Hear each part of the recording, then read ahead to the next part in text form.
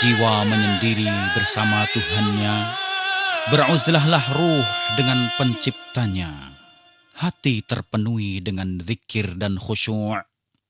Gerakan yang tiada pernah membosankan, penuh penghayatan, penjiwaan dalam keheningan, kekhusyuan dan kesucian, bersimbah di haribaan pencipta yang maha agung, adalah perbekalan seorang mukmin di saat tiada berguna harta dan anak laki-laki, kecuali yang kembali kepada Allah dengan hati yang bersih. Akan merugi bila perjalanan Anda tanpa perbekalan. Akan menyesal saat panggilan menyapa Anda. Maukah Anda menjadi pendamping kaum? Mereka memiliki perbekalan, sedang Anda tiada berbekal. Demikianlah kesesatan manusia. Pada pendiriannya yang keras, sesat dari petunjuk penciptanya, terbawa arus angan-angan dan khurafat. Mereka menjadikan patung-patung dan menyembahnya. Maka terjadilah, na'udzubillah, pemujaan terhadap berhala, terhadap api, binatang-binatang, hujan, pepohonan, para raja dan penguasa sebangsa Fir'aun, serta segala sesuatu yang mereka percayai bisa mendatangkan manfaat. Dan inilah kenyataan yang pertama kali terjadi.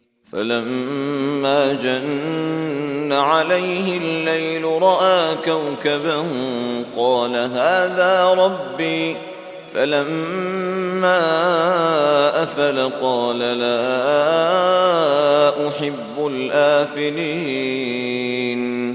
فلما رأى القمر بازغا قال هذا ربي فلما أفل قال لئن لم يهدني ربي لأكونن من القوم الضالين فلما رأى الشمس بازغة قال هذا ربي هذا أكبر فلما أفلت قال يا قوم إني بريء مما تشركون إني وجهت وجهي للذي فطر السماوات والأرض حنيفا وما أنا من المشركين. Inilah kejadian hakiki yang kedua kalinya ditampakkan terhadap manusia tentang kejadian penciptaannya.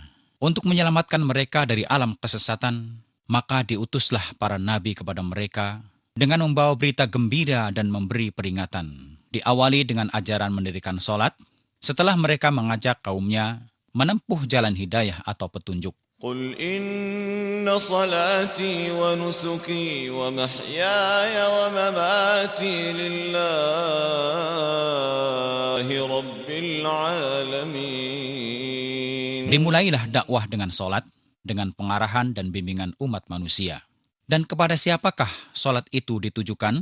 Adalah kepada Allah, Tuhan semesta alam. Demikianlah kejadian ketiga yang benar-benar terjadi. Marilah kita menghayati kandungan sejarah dalam Al-Quran sejenak untuk mengetahui dan membandingkan bagaimana jalan para nabi melakukan sholat dalam menghadapi tantangan kaumnya. Nabi Ibrahim alaihissalam, Rabbana inni askantu min dhurriyyati biwadin ghairi dhi zar'in 'inda baytikal muharram ربنا ليقيموا الصلاة فاجعل أفئدة من الناس تهوي إليهم وارزقهم من الثمرات لعلهم يشكرون. Nabi Daud alaihissalam, وظن داود أنما فتناه فاستغفر ربه وخر راكعا وأناب. Nabi Zakaria alaihissalam, فنادته الملائكة الآية وهو قائم يصلي في المحراب Nabi Syuaib alaihi salam, قالوا يا شعيب أصلاتك تأمرك أن نترك ما يعبد آباؤنا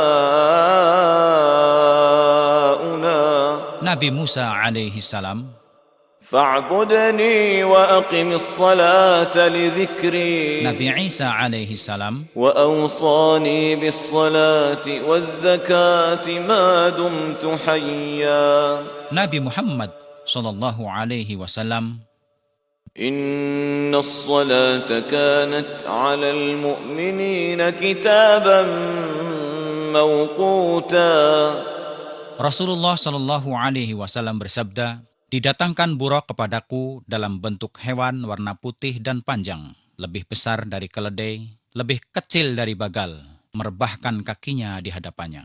Lalu beliau bersabda, maka aku mengendarainya hingga sampai di Baitul Maqdis. Lalu aku tambatkan dia di tempat di mana para nabi menambatkan kendaraan mereka. Lalu aku masuk ke dalam masjid dan melakukan sholat 2 rakaat. Lalu keluar dan datanglah malaikat Jibril alaihi salam kepadaku. Sampai akhirnya beliau bersabda, kemudian membawa naik kami sampai ke langit 7. Maka dibukakan langit untuk Jibril alaihi salam. Lalu dikatakan, dengan siapa engkau? Ia menjawab, Muhammad. Ditanya kembali, telah diizinkan kepadanya? Ia menjawab, telah diizinkan kepadanya. Maka dibukalah untuk kami. Lalu aku mendapatkan Ibrahim alaihi salam bersandar menghadap Baitul Ma'mur, di mana setiap hari masuk ke dalamnya 70.000 malaikat, sedang mereka tidak keluar lagi. Lalu ia menuju pohon Sidrah, yaitu Sidratul Muntaha, yang ternyata daunnya seperti telinga gajah dan buahnya seperti kilal. Beliau bersabda, ketika Sidratul Muntaha diliputi sesuatu yang meliputinya karena perintah Allah, berubahlah ia. Maka tiada satupun dari makhluknya yang mampu mensifati keindahannya. Lalu ia menyampaikan kepadaku apa yang telah diwahyukan. Diwajibkan kepadaku sholat 50 kali sehari semalam. Aku turun kepada Nabi Musa alaihi salam, seraya bertanya, apa yang telah diwajibkan Tuhanmu atas umatmu? Aku menjawab, sholat 50 kali. Musa berkata, pulanglah ke Tuhanmu, mohonlah keringanan, karena umatmu tidak mampu melakukannya. Sungguh aku telah mencoba dan mengujikannya kepada Bani Israel. Maka kembalilah aku menuju Tuhan dan aku katakan, ya Tuhan, berilah keringanan kepada umatku. Maka ia menjadikannya 5 kali. Lalu aku kembali kepada Musa, aku katakan kepadanya, ia menjadikannya 5 kali.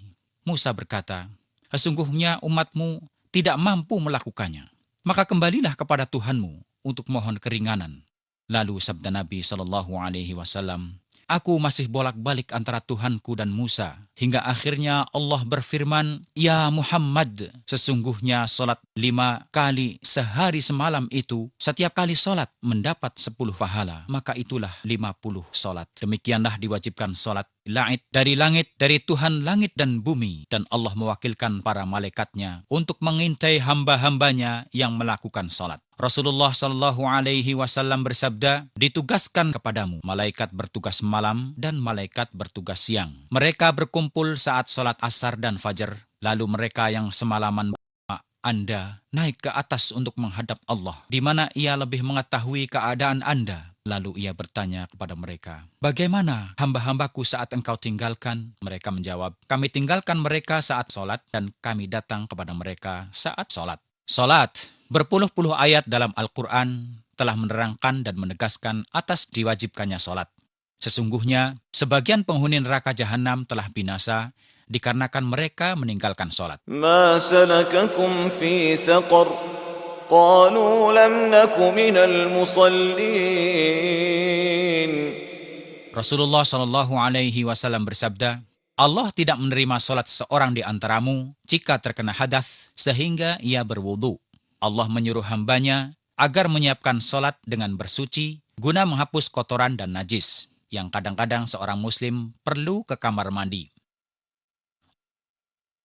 Untuk masuk ke kamar mandi, Seorang muslim harus memperhatikan tata caranya, yaitu memasukinya didahului dengan kaki kiri dengan membaca Bismillah, Allahumma inni a'udzubika minal khubuthi wal khaba'ith. Jika keluar dengan kaki kanan dengan membaca Ghufranak.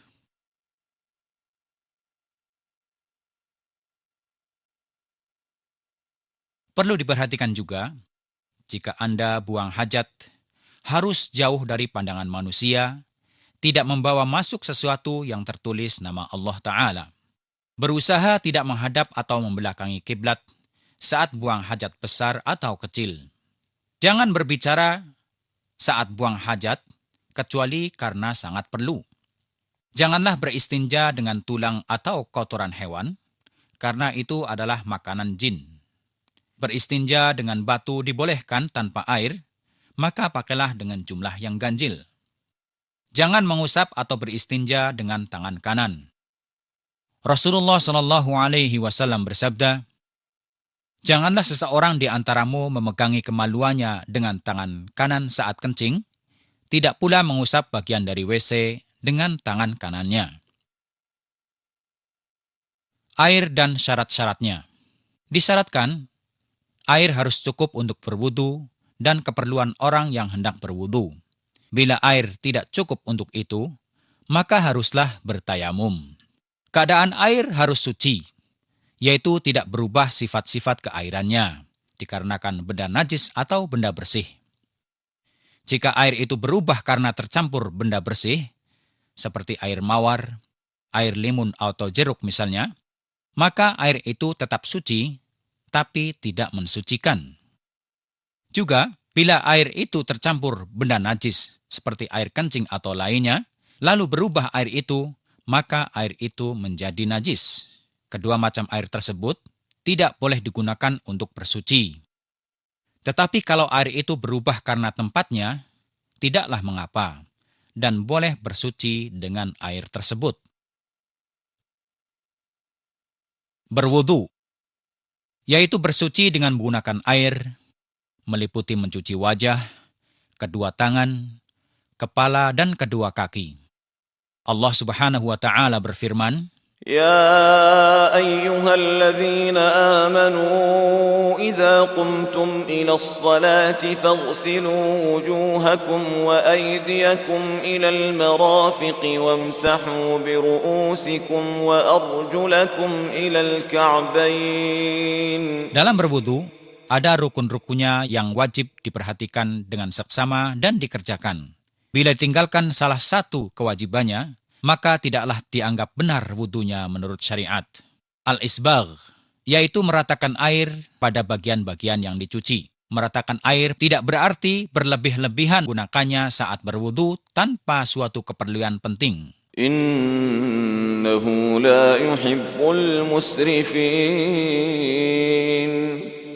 Dari Anas radhiyallahu anhu berkata, bahwa Rasulullah Shallallahu Alaihi Wasallam mandi dengan 1 sok air dan wudu dengan 1 mud. 1 sok kira-kira 4 mud, dan 1 mud kira-kira 1 liter kurang 1/4. Saudara Muslim, ketahuilah bahwa niat itu wajib hukumnya pada setiap ibadah untuk mendapat ridho Allah Ta'ala dan mentaati hukumnya. Niat tempatnya di hati, bukanlah pekerjaan lisan. Rasulullah Shallallahu Alaihi Wasallam bersabda, seandainya tidak memberatkan umatku, sungguh aku perintahkan mereka menggunakan siwak pada setiap berwudu. Mulailah dengan membasuh kedua telapak tangan hingga pergelangan sebelum wudu. Ini adalah sunnah hukumnya. Kecuali jika Anda baru bangun tidur, wajib membasuhnya 3 kali. Nabi Shallallahu Alaihi Wasallam bersabda, bila seseorang di antara kamu bangun tidur, janganlah memasukkan tangannya ke dalam tempat air sebelum mencuci keduanya 3 kali, karena ia tidak tahu di mana kedua tangannya berada saat tidur. Alhamdulillahilladzi ahyana ba'dama amatana wa ilaihin nusyur. Nabi Shallallahu Alaihi Wasallam bersabda, jika engkau berwudu, berkumur-kumurlah. Lalu bersabda, barang siapa berwudu, masukkanlah air ke dalam hidung. Nabi Shallallahu Alaihi Wasallam juga bersabda, Jika seseorang di antara kamu berwudu, maka masukkanlah air ke dalam hidungnya, lalu mengeluarkannya. Wajib bagi Anda mencuci muka sekali saja. Dan ketahuilah, batasan muka adalah dari tempat tumbuhnya rambut kening hingga ujung jenggotnya. Jika orang yang berwudu berjenggot lebat, maka cukup mencuci bagian yang nampak saja. Tidak perlu mencuci seluruhnya. Namun jika menyela-nyelanya, lebih baik baginya. Tetapi jika jenggotnya tipis, sehingga terlihat kulit tempat tumbuhnya, maka harus menyela-nyela jenggotnya agar air sampai ke kulit yang kelihatan. Membasuh kedua tangan sampai kedua siku. Siku adalah antara hasta dan pangkal tangan. Rasulullah Shallallahu Alaihi Wasallam bersabda, jika engkau berwudu, maka basuhlah sela-sela jari-jari kedua tangan dan kedua kaki. Termasuk ajaran Rasulullah Shallallahu Alaihi Wasallam boleh mengusap sorban, yaitu dengan membasahi kedua telapak tangannya, lalu mengusapkan bagian atas seluruhnya satu kali. Mengusap kepala. Dari Abdullah bin Zaid berkata, bahwa Rasulullah Shallallahu Alaihi Wasallam mengusap kepalanya dengan kedua tangannya, dari bagian depan dahulu, lalu bagian belakang. Dimulai dari bagian depan kepalanya, menuju bagian belakang, kemudian kembali ke tempat ia mulai. Dan usaplah kedua telinga bersama kepala dengan air yang masih tersisa di kedua tangan setelah mengusap kepala. Rasulullah Shallallahu Alaihi Wasallam bersabda, kedua telinga adalah bagian dari kepala. Hukum diperbolehkannya mengusap sorban dan kerudung. Dari Amr bin Umayyah Ad-Dari radhiyallahu anhu berkata, aku melihat Rasulullah Shallallahu Alaihi Wasallam mengusap bagian atas sorbannya dan kedua sepatunya. Umar radhiyallahu anhu berkata, barang siapa yang tidak bersuci dengan mengusap sorbannya, maka Allah tidak mensucikannya. Mencuci kedua kaki sampai kedua mata kaki. Mata kaki yaitu tulang yang menonjol pada bagian bawah betis. Wajib membasuh keduanya ketika membasuh kedua kaki. Tidak cukup dengan menyiramnya dengan air pada kedua kaki, tapi harus meratakan air pada bagian itu. Tidak dibolehkan mengusap dengan air, kecuali pada sepatu dan kaos kaki. Hati-hatilah, jangan sampai ada bagian wudu yang tidak terkena air. Telah bersabda Rasulullah Shallallahu Alaihi Wasallam, barang siapa membiarkan sebagian dari kakinya tidak terkena air, celakalah bagian tumit-tumit tersebut di neraka. Sempurnakanlah wudu Anda. Sofwan bin Ghazan radhiyallahu anhu berkata, Rasulullah Shallallahu Alaihi Wasallam menyuruh kami agar mengusap bagian atas sepatu bila memakainya dalam keadaan suci selama 3 hari jika dalam bepergian dan sehari semalam jika menetap, dan tidak melepasnya kecuali karena junub. Apabila seorang muslim terkena junub selama batas waktu tersebut, wajib baginya melepas sepatunya, kemudian bersuci dari junub itu sebelum memakai sepatu kembali, dan mulailah batas waktu yang baru. Sesungguhnya, mengusap kedua sepatu atau sejenisnya cukup sekali, tidak perlu diulang-ulang. Usaplah bagian atasnya, bukan bagian bawahnya. Tidaklah sah hukumnya jika pada anggota wudu terdapat sesuatu yang menghalangi air sampai ke anggota tersebut. Misalnya cat, lemak, lilin, cat kuku bagi wanita, dan lain-lainnya. Adapun para pekerja tetap yang bekerja di pabrik-pabrik yang berhubungan dengan benda-benda tersebut, seperti juga tukang cat dan lainnya, wajib bagi mereka menghilangkan noda-noda tersebut sebisa mungkin. Bila terpaksa sulit dihilangkan, maka mereka diberi keringanan seperti hukum orang yang berhalangan. Cukup baginya berwudu pada setiap sholat.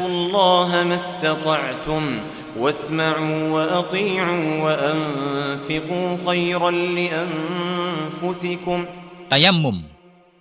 وَإِن كُنتُمْ جُنُبًا فَاطَّهَّرُوا وَإِن كُنتُم مَّرْضَىٰ أَوْ عَلَىٰ سَفَرٍ أَوْ جَاءَ أَحَدٌ مِّنكُم مِّنَ الْغَائِطِ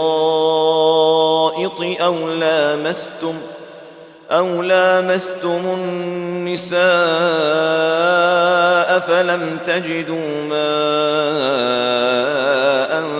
فَتَيَمَّمُوا صَعِيدًا طَيِّبًا فَامْسَحُوا بِوُجُوهِكُمْ وَأَيْدِيكُم مِّنْهُ ما يريد الله ليجعل عليكم من حرج ولكن يريد ليطهركم وليتم نعمته عليكم لعلكم تشكرون.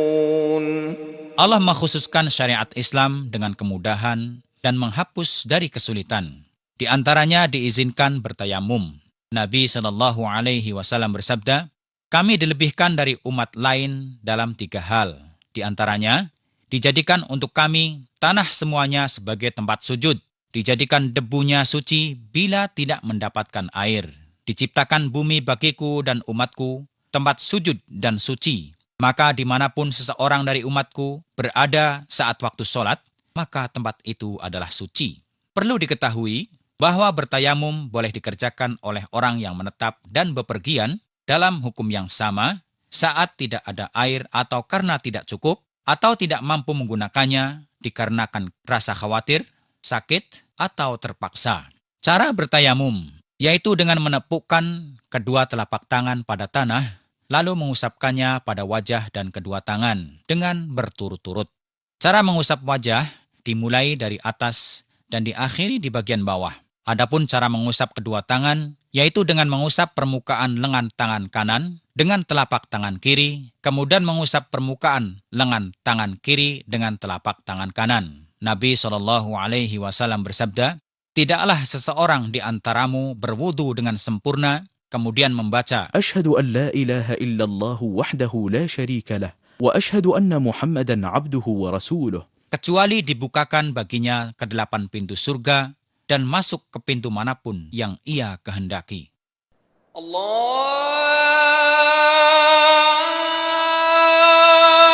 Akbar, Allahu Akbar. Adalah termasuk rahmat Allah bagi kaum muslimin, disyariatkan adzan bagi mereka untuk mengingatkan mereka bahwa sudah memasuki waktu sholat, sehingga bisa menyiapkan diri untuk memenuhi panggilan Allah. Ashhadu an la ilaha illallah.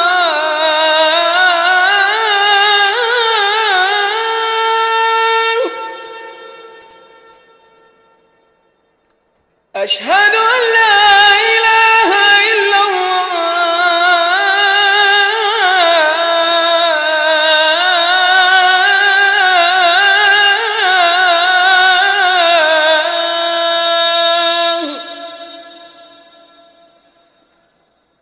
أشهد أن محمدًا رسول الله.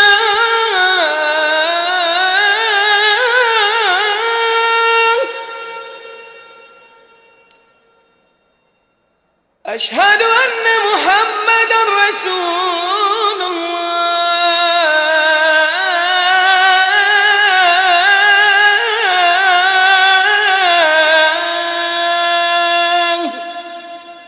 Adab mendengar adzan, yaitu dengan menirukan adzan bersama muadzin dengan mengucapkan apa yang diucapkan muadzin, kecuali pada 2 hayya ala, yaitu bila membaca hayya 'alas shalah dan hayya 'alal falah, maka ucapkanlah la haula wala quwwata illa billah. Juga bila muadzin membaca pada adzan fajar as-salatu khairum minan naum, maka ucapkanlah seperti itu.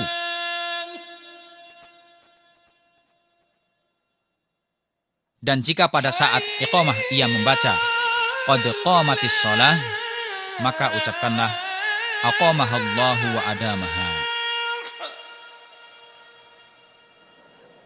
hayya 'alal falah.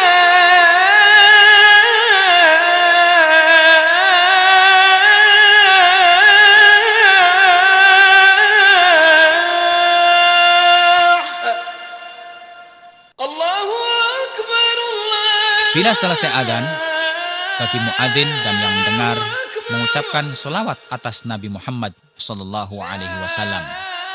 Rasulullah bersabda, barang siapa setelah mendengar adzan lalu membaca اللهم رب هذه الدعوة التامة والصلاة القائمة آت محمدا الوسيلة والفضيلة وابعثه مقاما محمودا الذي وعدته. Dihalalkan untuknya pertolonganku di hari kiamat. Salat. Salat adalah pokok dari ibadah, tiangnya agama. Kunci masuk surga adalah amalan manusia yang dihitung pertama kali di hari kiamat. Rasulullah Shallallahu Alaihi Wasallam bersabda, amal manusia yang pertama kali dihitung di hari kiamat adalah salat. Bila salatnya benar, maka terhitung benarlah sah semua amalannya. Jika salatnya rusak, maka rusaklah semua amalannya. Karena sangat penting dan besar kedudukannya, Allah tidak memberi izin seorang pun meninggalkannya bagi yang telah diwajibkan, baik dalam keadaan sehat, sakit, bepergian atau menetap, situasi aman atau takut, bahkan tidak boleh meninggalkannya bagi yang sedang berperang di jalan Allah, padahal mereka sedang menghadapi musuh. Syarat-syarat diwajibkannya sholat. Syariat mewajibkan sholat bagi orang yang memenuhi syarat-syarat berikut. Islam, Allah tidak menerima amalan orang kafir. Berakal, tidak wajib bagi orang gila dan orang yang sehukum dengannya. Nabi SAW bersabda, tidak tercatat amal 3 golongan orang tidur hingga bangun, anak bayi hingga balik, dan orang gila hingga berakal. Bulugh, walaupun demikian, anak-anak kecil dianjurkan sholat sebelum balik, sehingga terbiasa dan belajar. Rasulullah Shallallahu Alaihi Wasallam bersabda, suruhlah anak-anakmu bersolat saat umur 7 tahun, dan pukullah mereka bila meninggalkannya saat umur 10 tahun. Suci dari haid dan nifas. Telah masuk waktu solat. Tidaklah diwajibkan solat sebelum memasuki waktunya. Inna as-salata kanat 'alal mu'minina kitaban mawquta. Usahakanlah Anda selalu menjalankannya. Janganlah menganggap remeh dalam melakukannya. Karena Allah menjanjikan orang-orang yang meremehkannya dengan azab yang keras. Fawailul lil musallin alladhina hum 'an salatihim sahun. Nabi SAW bersabda, janji yang membedakan kita dan orang-orang kafir adalah salat. Barang siapa yang meninggalkannya, maka ia telah kafir. Bersiap-siap untuk salat. Bagi seorang muslim, harus menyiapkan diri sebelum melakukan sholat, yaitu, pertama, harus dalam keadaan suci, baik badan, pakaian, atau tempat. Kedua, harus menutup aurat dengan pakaian yang suci. Ketahuilah bahwa segala sesuatu yang menampakkan aurat tidak boleh digunakan untuk sholat, seperti pakaian yang ketat dan tembus pandang. Demikian juga yang menampakkan aurat saat sholat, seperti pakaian pendek dan celana sempit yang menampakkan sebagian punggung belakang, sehingga terbuka aurat saat ruku atau sujud. Yang demikian bisa menimbulkan batal sholatnya. Perlu diketahui bahwa sholat dengan kepala terbuka sah hukumnya, walaupun yang utama bila dalam keadaan sempurna. Ya bani Adam khudhu zinatakum 'inda kulli masjid. Rasulullah Shallallahu Alaihi Wasallam bersabda, sesungguhnya berhias karena menghadap Allah lebih berhak diutamakan. Ketiga, menghadap kiblat semampu mungkin. ومن حيث خرجت فول وجهك شطر المسجد الحرام وحيث ما كنتم فولوا وجوهكم شطره. Wajib bagi seorang muslim menghadap kiblat saat sholat dan berusaha semampunya dengan sungguh-sungguh agar mencapai arah tersebut dengan benar. Jika diketahui setelah sholat bahwa ia tidak menghadap kiblat setelah berusaha sekuat mungkin, tidaklah perlu mengulangi sholatnya. Tidak ada yang gugur kewajibannya untuk menghadap kiblat, kecuali orang yang lemah seperti karena sakit, takut, atau terpaksa, atau sholat sunnah atau nawafil bagi orang di atas kendaraan. Cara melakukan sholat. Di saat Anda mulai sholat, pusatkanlah ingatan akan keagungan Allah dalam hati Anda. Pusatkan pikiran Anda, rendahkanlah diri dan suara Anda. Disitulah letak keuntungan. Allah berfirman, قد أفلح المؤمنون الذين هم في صلاتهم خاشعون. niatlah sholat dengan hati Anda. niat adalah pekerjaan hati, bukanlah pekerjaan lisan. Rasulullah Shallallahu Alaihi Wasallam membuka sholatnya dengan takbir dengan mengucapkan Allahu Akbar dan disyariatkan mengangkat kedua tangannya saat takbir karena Rasulullah Shallallahu Alaihi Wasallam mengangkat keduanya selurus kedua pundaknya atau telinganya ketika takbir. Bila ada dalil yang bertentangan dengan itu adalah lemah atau tidak ada dasarnya. Ketahuilah bahwa mengangkat kedua tangan saat takbir terjadi pada 4 tempat, yaitu pertama, pada saat takbiratul ihram. Kedua, bila hendak ruku'. Ketiga, pada saat berdiri dari ruku'.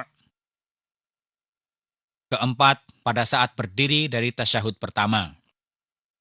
Setelah itu, genggamkan tangan kanan Anda pada pergelangan tangan kiri, letakkanlah keduanya di atas dada atau bawahnya. Adapun menaruh keduanya di atas pusar atau bawahnya adalah lemah dalilnya, tidak sah dikerjakan. Demikian pula isbal, yaitu membebaskan kedua tangan ke bawah, tidak ada dalilnya. Arahkan pandangan mata Anda ke tempat sujud, sehingga lebih mendatangkan khusyuk. Setelah takbiratul ihram, Rasulullah Shallallahu Alaihi Wasallam berdoa dengan doa istiftah atau pembukaan, di antaranya Subhanakallahumma wa bihamdik, wa tabarak ismuk, wa ta'ala jadduk, wa la ilaha ghairuk. dari Abu Hurairah radhiyallahu anhu berkata bahwa Rasulullah Shallallahu Alaihi Wasallam bila bertakbir untuk sholat berdiam sejenak sebelum membaca Al-Fatihah.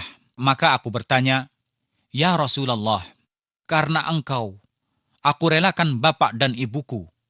Aku melihat engkau berdiam antara takbir dan Al-Fatihah. Apa yang engkau baca? Beliau menjawab, اللهم باعد بيني وبين خطاياي كما باعدت بين المشرق والمغرب. اللهم نقني من خطاياي كما ينقى الثوب الأبيض من الدنس. اللهم اغسلني من خطاياي بالثلج والماء والبرد. bila selesai membaca doa itu, mohonlah perlindungan kepada Allah dari godaan setan, lalu membaca Al-Fatihah. فإذا قرأت القرآن فاستعذ بالله من الشيطان الرجيم. Ketahuilah bahwa bacaan Al-Fatihah setiap rakaat adalah rukun solat. Tidak sah solat seseorang tanpa bacaan tersebut. Nabi Shallallahu Alaihi Wasallam bersabda, barang siapa yang tidak membaca Al-Fatihah, berarti ia tidak bersolat. Maka dari itu, wajib bagi Anda berusaha sebaik mungkin belajar membaca Al-Fatihah dengan benar seperti bacaan berikut ini. Bismillahirrahmanirrahim. Alhamdulillahi Rabbil Alamin. Ar-Rahmanir-Rahim. Maliki yawmiddin. Iyyaka na'budu wa iyyaka nasta'in. Ihdinas siratal mustaqim. Siratal ladzina an'amta 'alaihim ghairil maghdubi 'alaihim waladdallin. Bacaan Al-Fatihah wajib dikerjakan baik yang jadi imam atau sholat sendirian. Adapun bagi makmum, wajib membacanya dalam sholat pada rakaat-rakaat yang tidak bersuara terang. Adapun di saat imam membacanya dengan terang, harus mendengarkannya dengan diam. وَإِذَا قُرِئَ الْقُرْآنُ فَاسْتَمِعُوا لَهُ وَأَنصِتُوا لَعَلَّكُمْ تُرْحَمُونَ. Rasulullah Shallallahu Alaihi Wasallam bersabda, barang siapa mengikuti imam, maka bacaan imam adalah termasuk bacaan untuknya. Adapun bila imam diam, bolehlah bagi makmum membacanya. Dan tidak dibolehkan bagi imam berdiam panjang dengan sengaja antara Al-Fatihah dan surat, karena tidak ada dasar dari Nabi Shallallahu Alaihi Wasallam. Bila selesai dari bacaan Al-Fatihah, maka aminilah dengan ucapan amin. Hukum membaca amin adalah sama baik imam, makmum, atau sholat sendirian. Rasulullah Shallallahu Alaihi Wasallam bersabda, bila imam membaca amin, maka aminilah. Karena jika bacaan amin seorang imam berbarengan dengan bacaan amin malaikat, maka dihapuskan baginya dosa yang telah berlalu. Setelah selesai membaca amin, bacalah Al-Quran yang mudah bagi Anda. Tidak ada batasan dalam bacaan itu, tapi bacalah sesuka Anda dari Al-Quran. Jika selesai membaca surat, bertakbirlah untuk ruku'. Ruku' yaitu menundukkan punggung ke arah depan, termasuk kepala dan leher, dan meletakkan kedua telapak tangan di atas kedua lutut. Adalah Rasulullah Shallallahu Alaihi Wasallam saat ruku', posisi punggung, leher, dan kepalanya amat lurus, sehingga bila diletakkan mangkuk air di atas punggungnya, tidak bergerak airnya. Termasuk kesalahan dalam ruku', mengangkat kepala atau terlalu merendahkannya, sehingga tidak lurus dengan punggung. Termasuk ajaran Rasulullah Shallallahu Alaihi Wasallam dalam ruku', memegangkan kedua telapak tangan pada kedua lutut dengan merenggangkan antara jari-jarinya.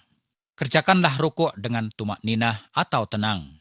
Nabi Shallallahu Alaihi Wasallam bersabda kepada orang yang jelek sholatnya, ruku'lah sampai tenang pada keadaan ruku'. Bacalah sebanyak 1 kali dalam ruku', Subhana Rabbiyal Azim. Bila lebih dari 1 kali, lebih baik hukumnya. Bila ruku' Anda telah sempurna, berdiri tegak kembali sambil membaca Sami'allahu liman hamidah. Setelah berdiri tegak, bacalah Rabbana lakal hamdu. Dan ini telah cukup. Bila ditambah bacaan ربنا ولك الحمد ملء السماوات والأرض وملء ما بينهما وملء ما شئت من شيء بعد, maka ini lebih baik hukumnya. Adapun tambahan kata-kata wasyukr setelah bacaan Rabbana walakal hamd adalah merupakan tambahan tanpa ada dalilnya, maka harus berhati-hati. Usahakan agar posisi tulang rusuk saat berdiri dari ruku' itu sempurna. Karena Rasulullah Shallallahu Alaihi Wasallam mengingatkan untuk tidak menganggap remeh urusan ini dengan sabdanya, tidak berpahala sholat seseorang yang tidak menenangkan tulang rusuknya setelah ruku' dan sujud. Sujud dalam sholat yaitu merebahkan ketujuh anggota badan pada tanah dengan cara khusus. Ketujuh anggota tersebut adalah kening bersama hidung, kedua tangan, kedua lutut, dan ujung jari-jari kedua kaki. Rasulullah Shallallahu Alaihi Wasallam bersabda, tidaklah sah sholat seseorang yang hidungnya tidak menyentuh tanah. Dianjurkan merenggangkan kedua lengan dari kedua lutut dan kedua paha dari perut. Rapatkanlah telapak kaki yang satu dengan lainnya. Janganlah meratakan kedua lengan di atas tanah, karena ini adalah kesalahan yang terjadi pada sebagian orang. Rasulullah Shallallahu Alaihi Wasallam bersabda, buatlah i'tidal atau seimbang dalam sujud. Janganlah seseorang di antaramu meletakkan kedua lengannya seperti anjing. Jangan lupakan tumakninah dalam sujud, karena Nabi Shallallahu Alaihi Wasallam melarang bersujud seperti burung gagak mencucuk makanan, yakni tidak disertai ketenangan dalam sujud. Maka wajiblah tenang dalam sujud dengan membaca 1 kali Subhana Rabbiyal A'la. Bila lebih dari itu, lebih bagus. Perbanyaklah doa saat sujud. Rasulullah Shallallahu Alaihi Wasallam bersabda, keadaan hamba yang terdekat dengan Tuhannya adalah saat ia sujud. Termasuk kesalahan, bila seorang sakit memaksa dirinya mengangkat badan untuk bersujud. Ini adalah perbuatan yang memberatkan dan menyulitkan. Yang diharuskan bagi seorang muslim berusaha semampunya tanpa memberatkan, menyusahkan, dan membebankan diri. Padahal Allah tidak membebani seseorang yang tidak mampu menjalankannya. Duduk di antara 2 sujud. Sebagaimana Anda tenang dalam sujud, maka harus tenang juga dalam duduk. Karena Rasulullah Shallallahu Alaihi Wasallam bila mengangkat kepalanya tidak langsung sujud sebelum duduk dengan tenang. Dari ajaran Rasulullah Shallallahu Alaihi Wasallam dalam duduk di antara 2 sujud, duduk iftirash, yaitu meletakkan telapak kaki kiri dan mendudukinya, menegakkan kaki kanannya menaruh kedua tangannya di atas kedua pahanya, menghadapkan keduanya ke arah kiblat dengan membaca Rabbighfirli. Kadang-kadang menambahnya dengan membaca Allahumma ghfirli warhamni wajburni wahdini warzuqni. Ketahuilah bahwa duduk iftirash ini dilakukan setiap duduk di antara dua sujud, dilakukan pula pada tasyahud awal. Demikian juga dikerjakan setelah sujud kedua pada rakaat pertama, yaitu disebut duduk istirahah atau duduk ringan. Perlu hati-hati agar Anda tidak mendudukkan pinggul di atas tanah, sedangkan kedua telapak kaki tidak terduduki. Posisi duduk seperti ini, Rasulullah Shallallahu Alaihi Wasallam menyebutnya al-iqa' dan beliau melarangnya. Adapun duduk di atas kedua tumit yang ditegakkan adalah termasuk sunnah. Termasuk kesalahan sebagian orang menumpuk kedua telapak kaki dan menduduki keduanya. Duduk tasyahud akhir. Rasulullah Shallallahu Alaihi Wasallam melakukan duduk tawaruk pada tasyahud akhir, yaitu dengan meletakkan kaki kirinya di bawah kaki kanannya, menegakkan telapak kaki kanannya, dan mendudukkan pinggulnya di lantai. Sedangkan kedua tangannya diletakkan di atas kedua paha, menggenggamkan semua jari-jari tangan kanan kecuali jari telunjuk, digerakkan tanda berdoa dan mengesahkan Allah. Adapun telapak tangan kiri tidak menggenggam. Kemudian membaca tasyahud, sedangkan pandangan mata menuju jari telunjuk. Duduk tawaruk ini tidak terjadi kecuali pada sholat yang 3 atau 4 rakaat. Sedangkan pada sholat yang terdiri dari 2 rakaat, tidak disunahkan duduk tawaruk seperti sholat fajar, sholat jum'ah, dan sholat-sholat sunnah atau nawafil. Bacaan tasyahud. Sebagian sahabat Nabi SAW berkata bahwa Rasulullah SAW mengajari kami doa tasyahud sebagaimana beliau mengajari kami Al-Quran. Di antara doa Nabi yang diajarkan kepada mereka saat tasyahud adalah التحيات لله والصلوات والطيبات السلام عليك أيها النبي ورحمة الله وبركاته السلام علينا وعلى عباد الله الصالحين أشهد أن لا إله إلا الله وأشهد أن محمدا عبده ورسوله.